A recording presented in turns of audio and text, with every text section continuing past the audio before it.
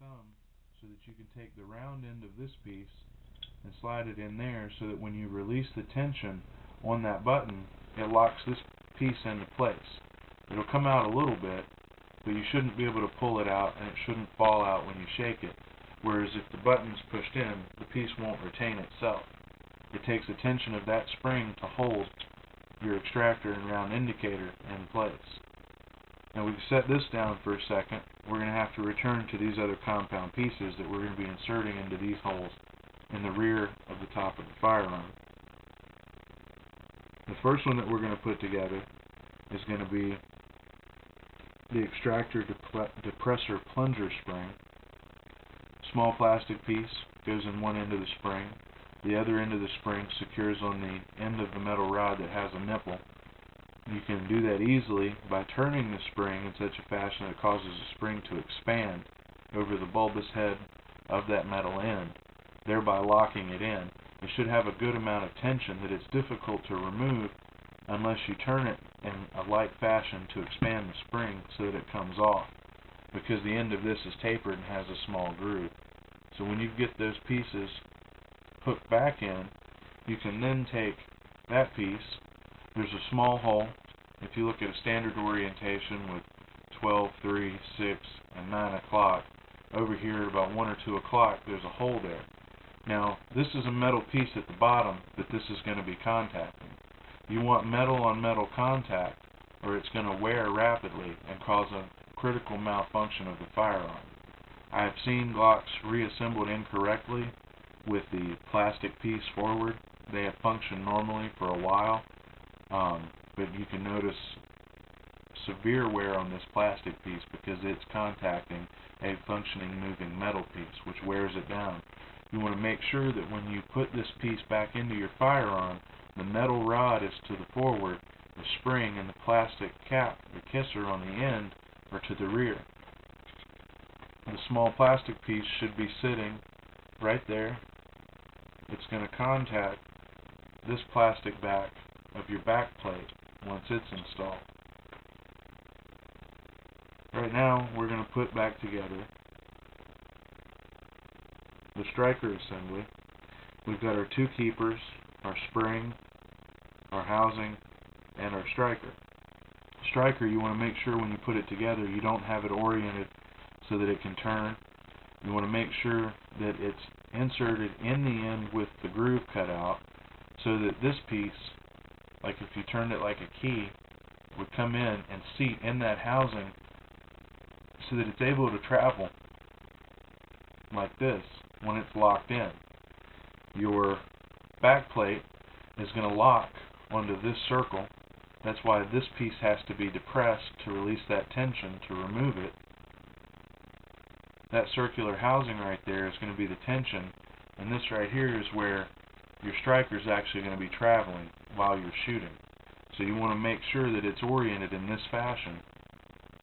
Next step is to put it back in your hand where you did from earlier. You're going to want to try to hold your striker forward because you're going to put your spring on there. Now, you're going to push your spring down, depress the spring, and you're going to have to hold it. Hold it very tight. You'll see the slender part of the bar here, and you've got your two keepers. We're going to use gravity on the top one.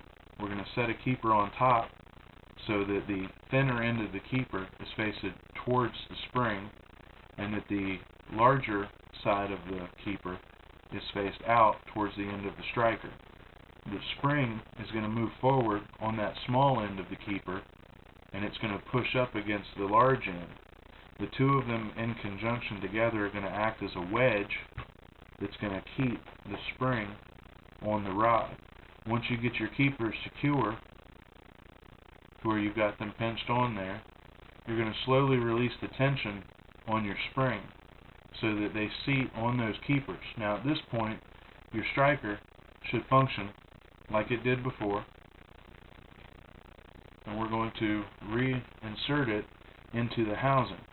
This small groove at the end is for this tab, so if you have it upside down, it's not going to go in all the way. If you have it to the side, it's going to be to where this piece is stuck out, so you want to make sure that that tab is lined up in that groove, and that when you push on that piece on the back, it's got some play. But both of those are springy. Remembering that this tab right here is the one that you had to depress in the very beginning to take the whole thing apart, pulling that down to release this tension off of the back plate, which we're now going to reinstall. Now, we're going to put the plate so that the edges that here that fit into these grooves on either side are holding. We're going to come down and push that metal, or that black plastic cylinder that holds your striker assembly down. So now this is seated. It's not really going to go anywhere, but we've still got to push down that small plastic cap, and we've got to push it down far enough that it's going to seat without any complications. So we're going to use the back of the barrel here. This end is rather pointy if you use it from the right angle, and we can use that to stick it in there to hold that piece down while we push forward pressure on that back plate, causing it to seat.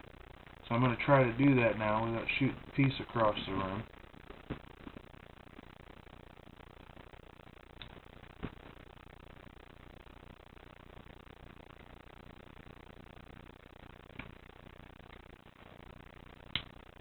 Oh man, I almost lost it.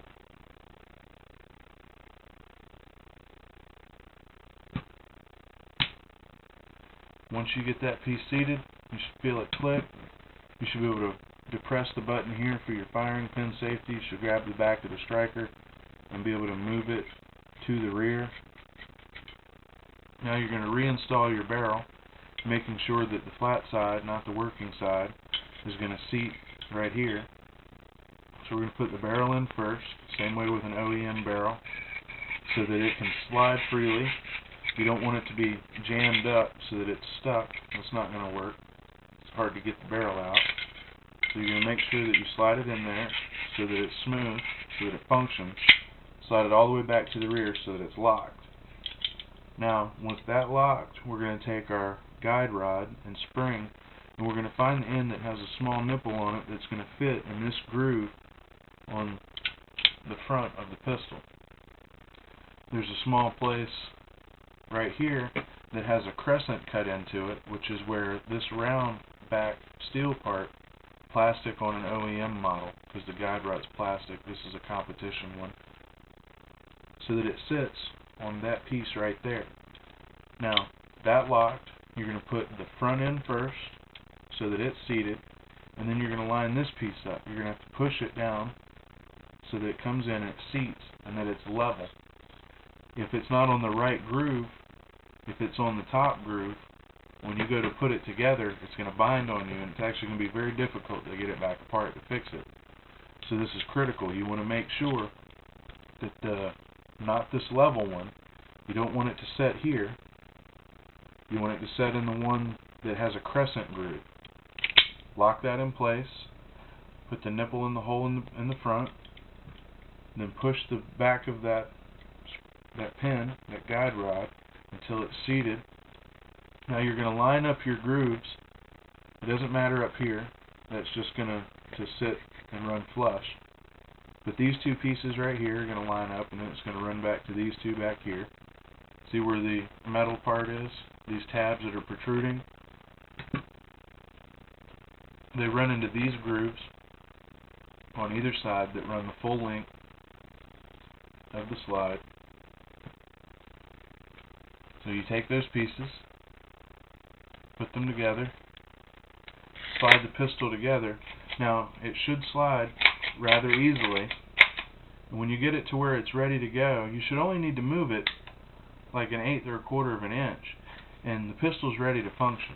You're going to want to make sure that if you have a thread protector like I do, that you put that back on. You're going to make sure that your pistol cycles and sounds normal. Make sure that your lock, your catch is functioning, that your trigger works.